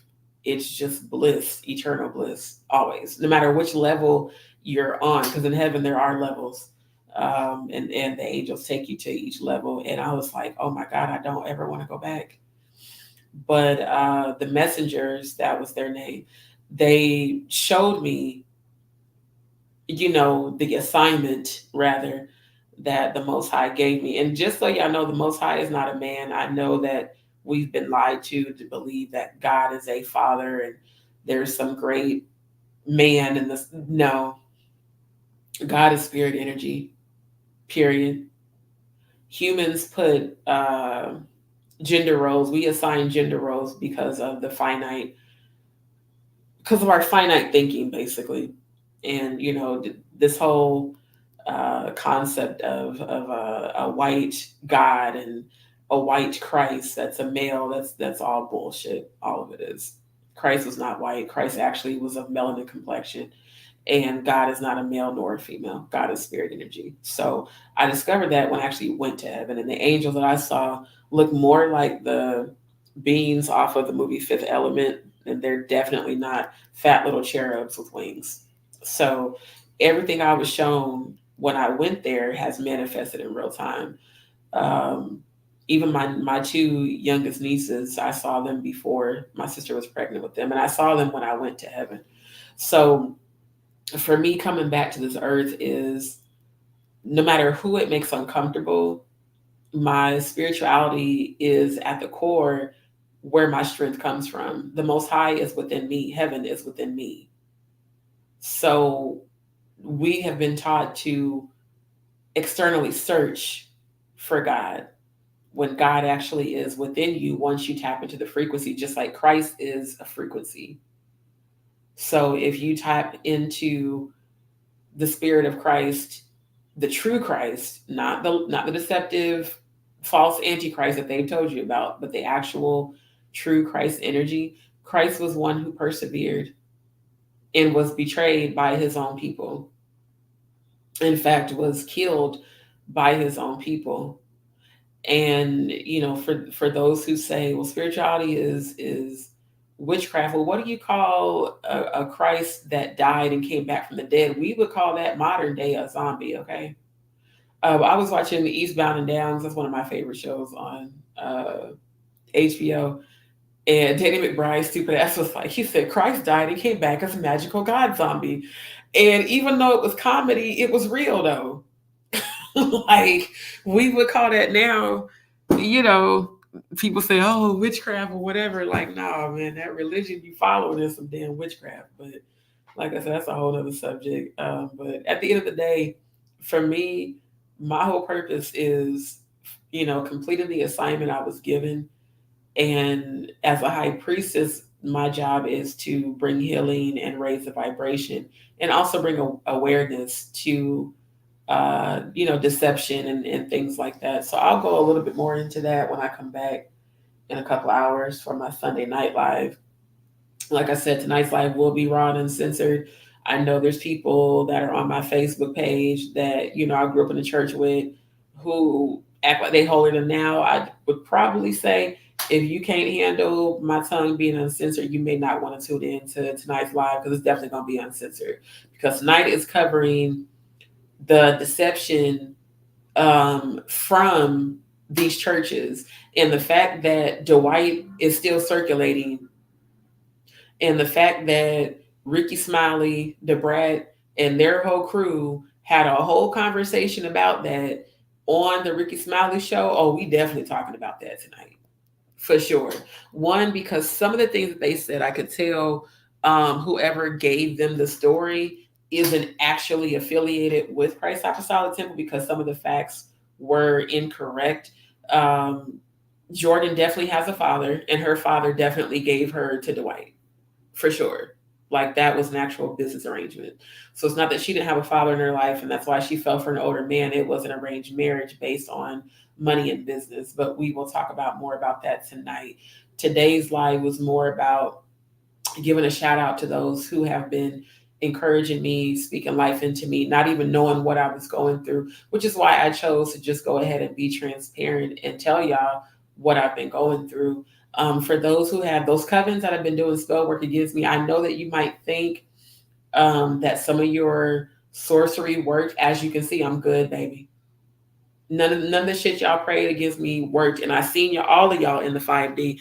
And the minute I saw you, Oshun, Ogun, Archangel Michael, Gabriel, Uriel, Raphael, Metatron, all the other angels and ancestors worked on my behalf immediately. And that's why y'all shit is fucked up. That's why y'all shit is falling apart. You wonder why you keep going through hell? That's why. Because one thing they told me, they said, be still and let us handle it. Because again, Scorpio, we're very loving, but we're very intense. So if we really, really like you, you're going to know it because we're going to intensely show it. But if we don't fuck with you, we be on that I don't give a fuck energy. And low vibrational Scorpios seek revenge. I remember back when I used to do that. Now I don't do that no more. Because I already know the spiritual protection of my life is going to do worse to you than anything I could have ever done, and my hand won't be in it. And you're going to know it's my spirit team because they're going to tell you when the shit comes. They're going to tell you you're going through this because of what you did to D. That's why I don't be worried about y'all. I just cut everybody off who was trying to bring me gossip and bullshit. And to those who have been there for me, especially over these past 6 months, thank you. I really do appreciate it. And even those who, we might have hung out, but I realized that we were no longer on the same vibration. I just understand. I don't hate you. I just realized that I had to distance myself in order to, one, protect myself, two, mostly to protect you. Because again, the minute you speak against me, try to rise up against me, especially those who have been sending these prayers. And let me be very clear, a coven is not just witches, y'all. A coven can be a church. I bet y'all didn't know that. When I was a member at Christ Apostolic Temple, I was under the leadership of Dwight's dad, Jeremiah Reed. And I was on what they called a spiritual warfare attack team. They called it SWAT team.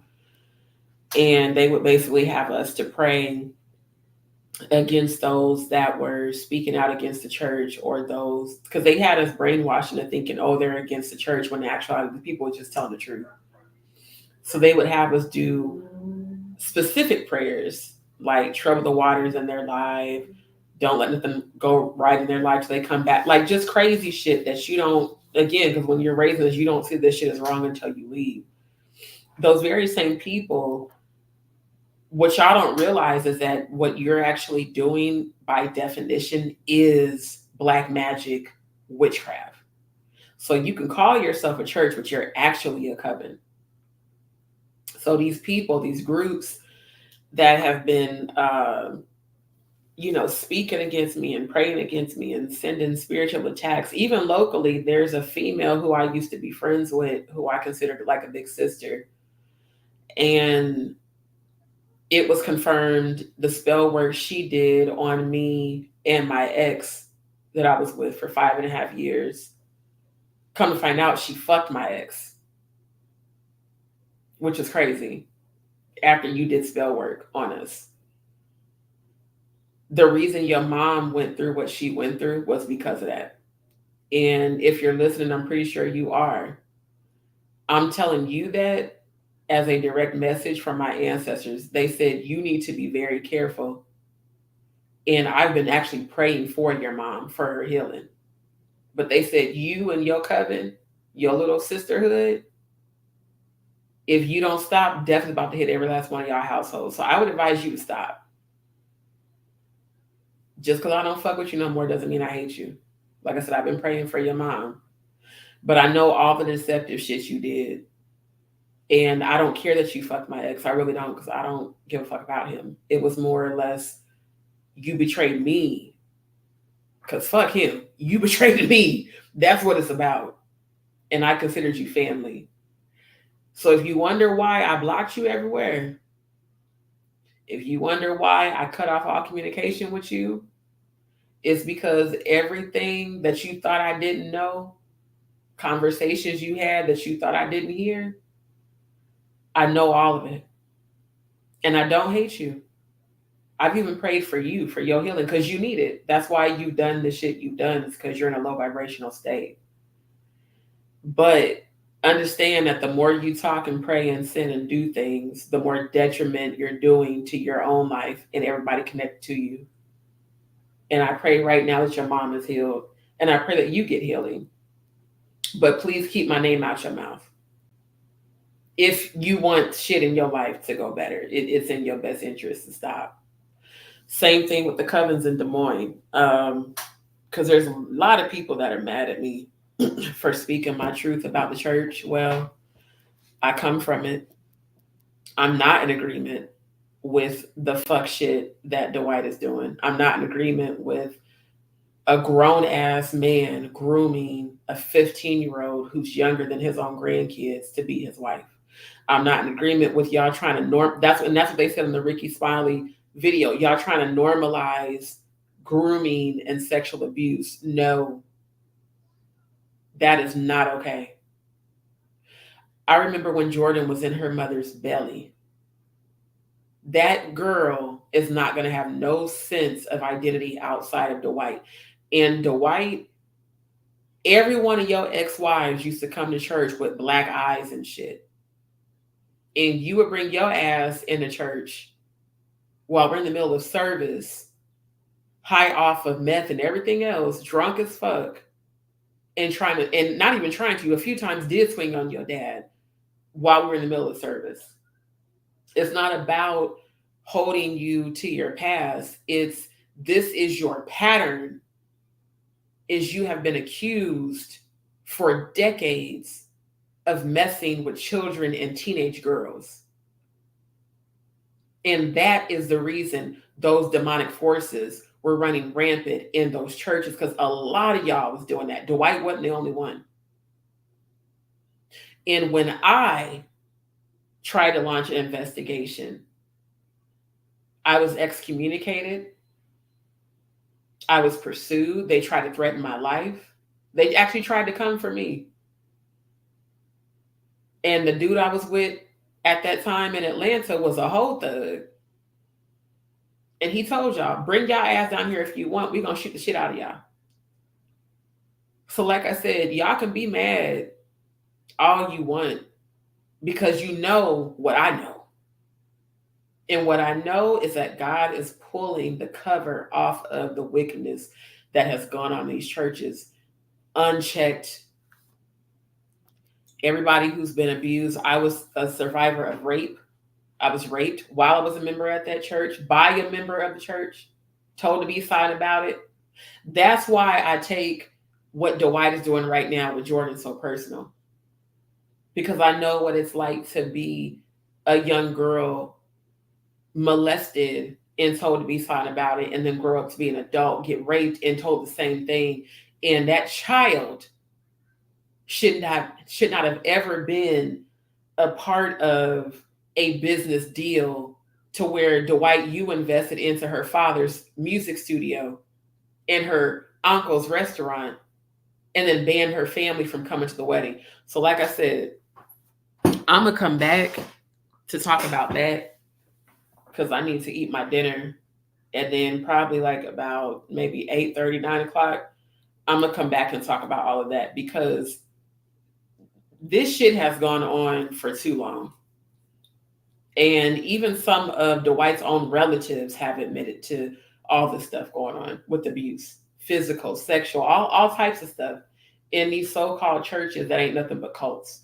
See, there's a difference between occultic knowledge, which means hidden knowledge, and an occult that does dark and evil things behind closed doors, but portrays themselves to be of God. That is by definition blasphemy. When you know that you are serving dark energies behind closed doors, but you want to put Jesus on the front of that to cover up for the fuck shit y'all got going on. Keeping in mind, my former stepdad, where we had our church,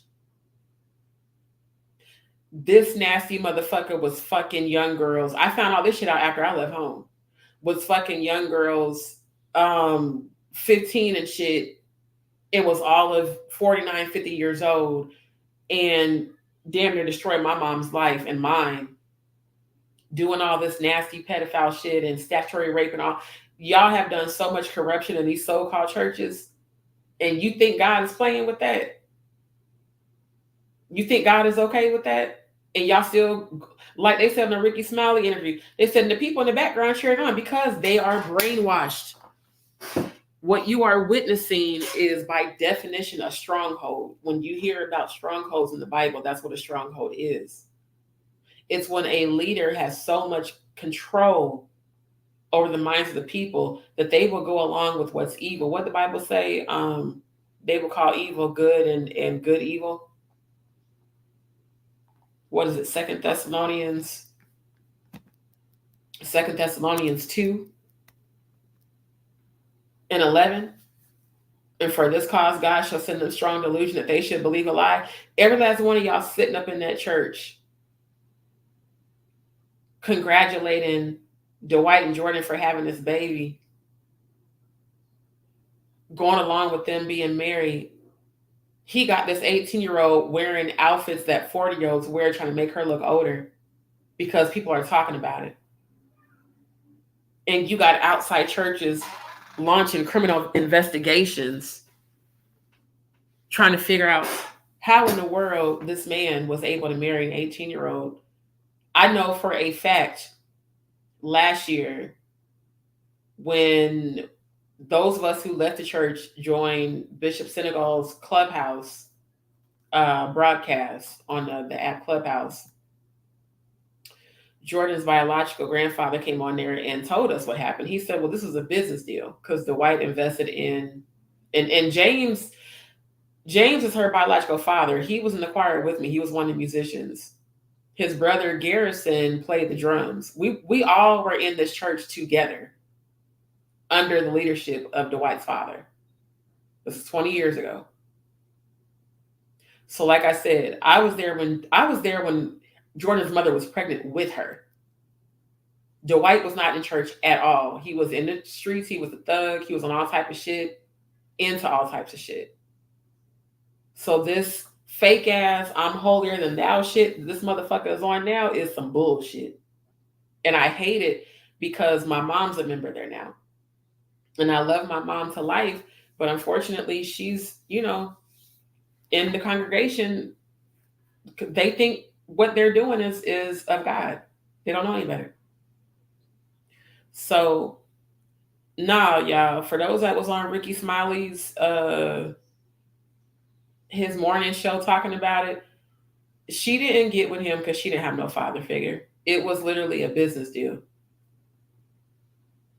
And from what Jordan's biological grandfather said, she didn't even want to do this shit. He said she was in tears. But because he groomed her, he convinced her to go through with the wedding. Even the photo of her sitting on his lap is disgusting. It made me almost throw up when I seen that. I couldn't believe it when I was told what was going on.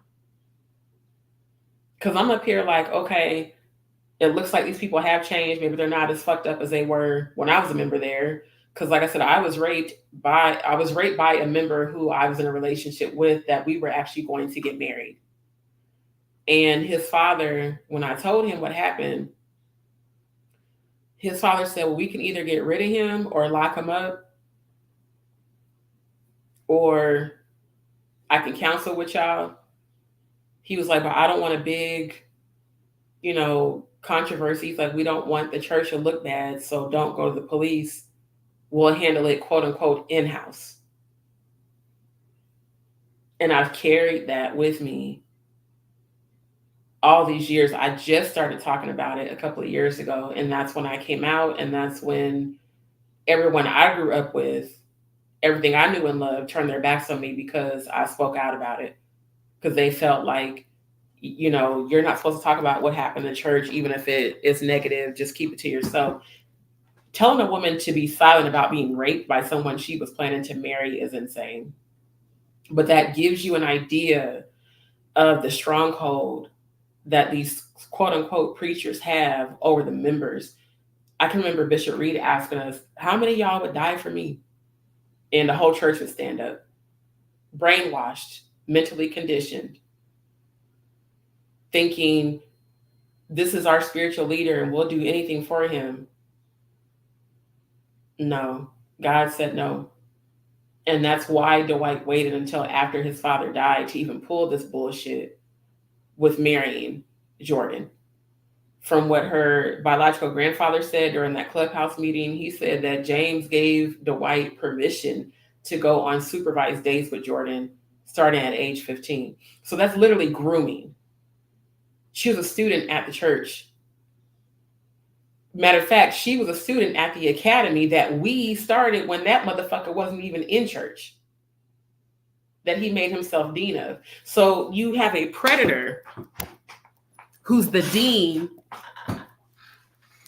of the quote unquote Christian school, in there looking for a wife amongst teenage girls. But everybody in the congregation who are members say it's okay because, well, she's grown. What if it was your daughter? I think about my nieces.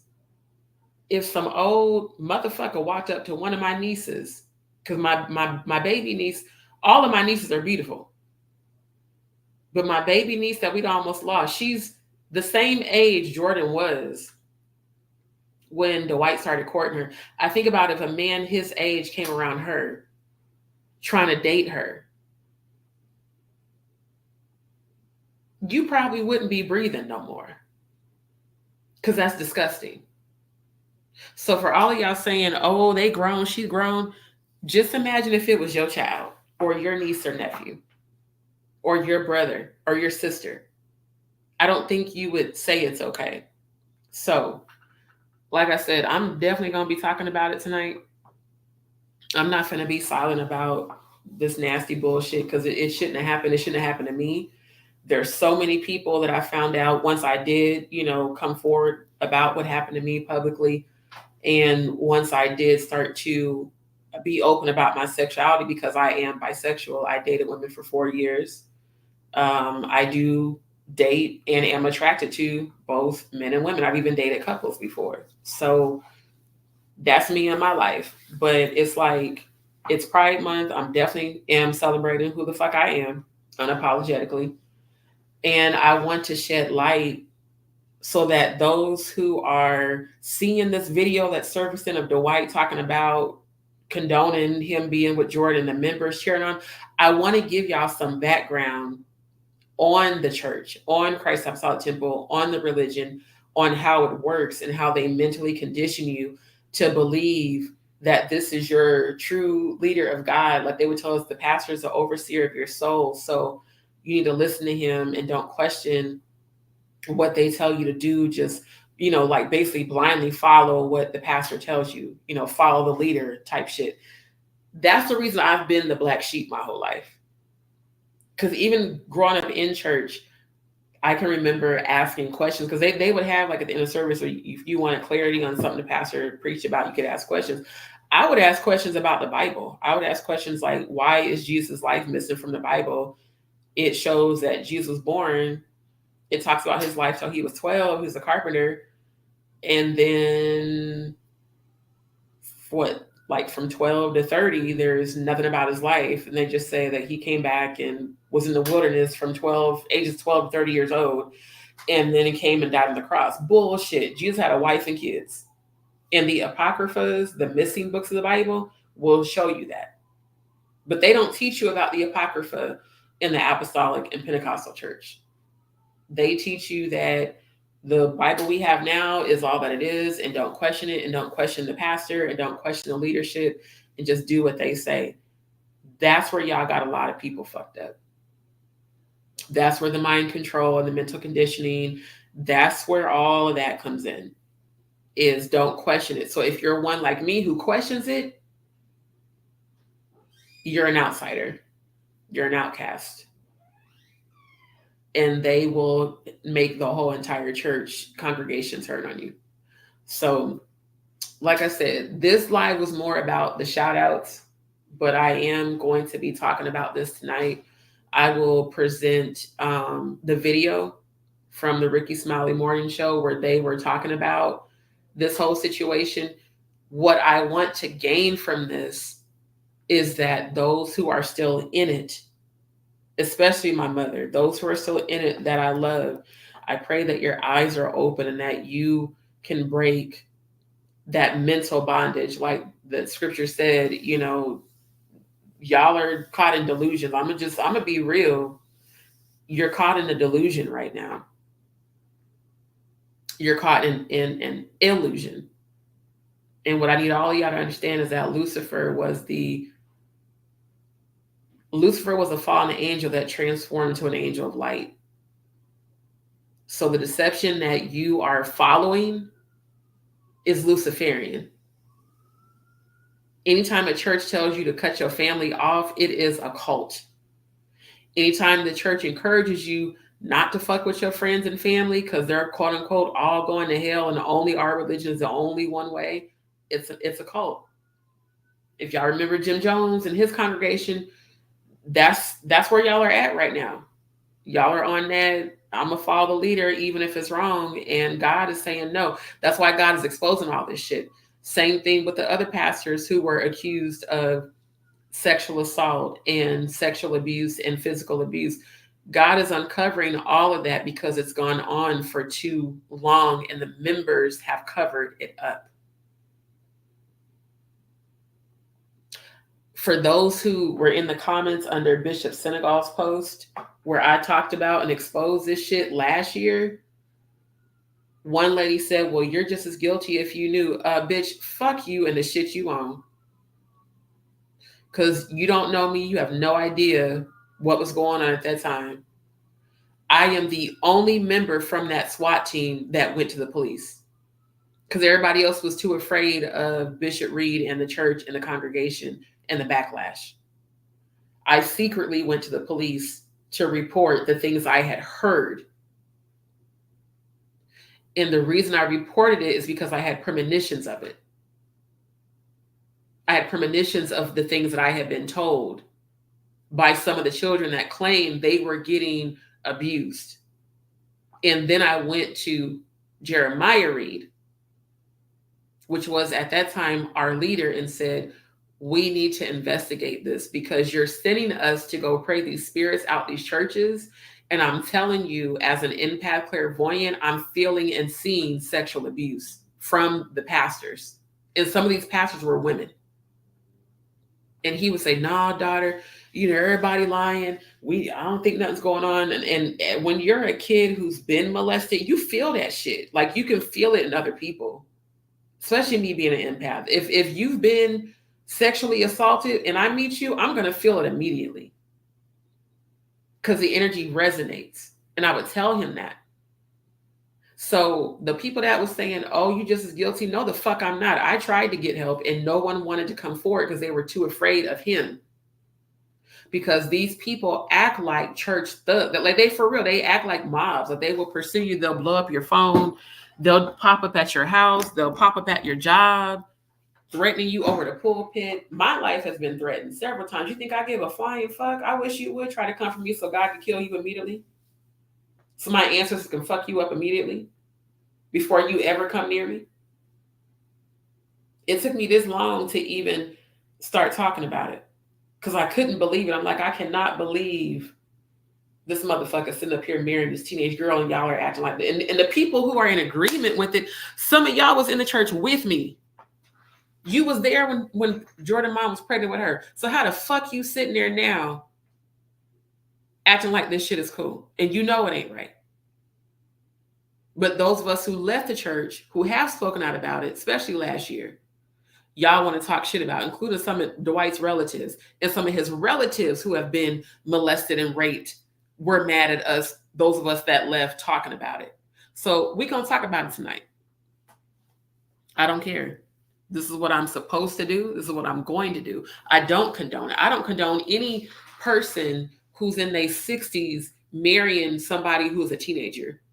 Now, if they 21 and over, that's different. But what does a 63-year-old have in common with an 18-year-old? What does a 6-year-old man have in common to start courting a 15-year-old teenage girl who's a member of his church's academy? You only wanted that so you could have control, because you couldn't, as much as you tried to control your other wives who have all spoken out against you, you couldn't. And his former stepdaughter that talked about how he had molested her. She was on Clubhouse, went into detail about how he put her on his lap and asked her, did she know what sex was when she was 11, and proceeded to physically, sexually assault her. The same pastor that's married now to an 18, well, she's 19 now. But when he married her, she was 18. I have a problem with that. I definitely do. So no, I'm not gonna go along to get along. Because quite honestly, I don't fuck with none of y'all anyway. This is mostly for the sake of my mom, who's a member there, who was not around when all this stuff was going on. As far as in the past, I mean, she's there now, and she's talked about Dwight and Jordan's baby and how cute he is. And I'm like, you don't see nothing wrong with him being with her? Well, that's not my business. Well, that's what they condition y'all to think. But like I said, if you start to think about what if it's one of your own? What if it's one of your own children, niece, nephew, grandchildren? Would you be okay with the man that old? Even if it was supervised dates, it's still disgusting, and it still is by definition grooming. And then he went on to brag about how he had sex with his wife in his dead father's bed, and said he wanted to conjure up a second Jeremiah. So you literally performed a sexual ritual, a dark magic sexual ritual with your wife to conceive and invoke the spirit of your father and your son. When I tell y'all, this shit goes so deep. And that's why I spoke out about this when the whole TD Jakes shit came out. These pastors use these pulpits for power. It's not about saving nobody's soul. It's about collecting money during the offering. It's about the government grants they get because churches are nonprofit organizations.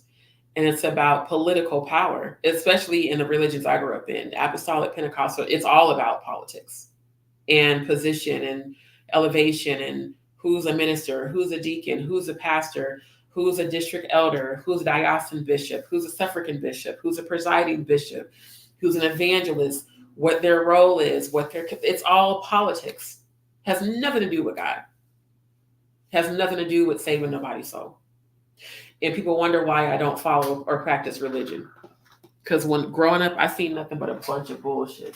And then as an adult, you work in these churches, you work in their offices, you work on committees, you see things, you see where money is allocated from government grants to programs that we actually don't even fucking have, but that we on paper, and I say we because I was not a part of the committee that did it, but I was a part of the church and I was in the meetings. There were board members that would create fictitious, like literally fictitious programs, youth programs, in order to qualify for government grants and funding. And that was the reason the church got investigated in the first place, was because Polk County was giving government grants to Christ Apostolic Temple for programs that were not actually set up. And they wanted me and other board members to go along with it. I'm not going along with that. Because I thought we were supposed to be a church helping people to be saved. But then you start intricately and intimately working within these offices, these positions, and you start to see shit that they tell you to be silent about. Dee's been silent a long time. She's not going to be silent no more. That's why I put hashtag throat chakra activated. I'm telling everything. And I cannot wait for this criminal investigation to continue. And any information y'all need from me to lock that nasty motherfucker up, do it. Because he's been getting away with this shit for too long. He's been getting away with this shit for decades. He needs to be locked up because he is sick. And until someone holds him accountable, it's not going to stop. His own wives came on to social media and talked about how abusive he was. And as a member, I remember it. 2 wives specifically, I remember coming to church with glasses on and black eyes. So no, I'm not finna be silent about shit else. I don't give a damn who's mad. I don't give a damn who talks shit about me. I don't give a damn who don't fuck with me. I don't fuck with y'all. That's why every last one of y'all got deleted. That's why y'all don't have my phone number now. That's why I don't fuck with y'all. Because and some of y'all are playing both sides of the fence. Even some people who I did the live with last year, some of y'all are playing both sides of the fence because you worried about how this will influence or affect your brand. My brand is about authenticity. And something this egregious and disgusting, you motherfucking right, I'm gonna speak out against it. Because it shouldn't be happening. It shouldn't have happened to me, and it shouldn't have happened to all the hundreds of other people who have been sexually assaulted, physically assaulted, mentally abused, but be silent. No, we're not going to be silent no more. So I'm about to jump off here. I'm going to eat my dinner real quick, and then I'm going to come back and do my live. What is that? Like a little ant, whatever. I'm going to come back and do my live. And then after the day, I'm going to keep moving forward. I'm going to continue on with my editing. I'm going to continue on with my YouTube channel. I'm going to continue on with my music production and my cooking show. One thing about me is I'm not going to let nothing or no one stop me. And to those who have tried to reach out to me through others, while I appreciate that you want to reach out to me, we're not in alignment anymore. I've accepted that. I would like for you to as well. If you take it personal, hey, that's on you. I don't hate you. Like I said, a lot of people from them churches, I love y'all. That's why I'm talking about it. Because I want to see y'all's mind be broken free from all this mental conditioning and mind control. Because I remember when I was in the place you're in right now. I remember when I was a member there, and if someone spoke against the church, they condition you to vehemently deny it and come together and pray against these people. Nah, man, that is literally black magic voodoo, and the shit y'all own is not of God. I'm gonna just keep it 1,000. It's not of God. It's not. It's of Lucifer. So I'm about to jump off. I'm gonna eat my dinner right quick, and then I'll probably come back in like an hour or so and go ahead and do the Sunday Night Live. I didn't mean to go off into the Sunday Night Live, but it just, even just looking at that video to present tonight just bothered my spirit because I just want justice.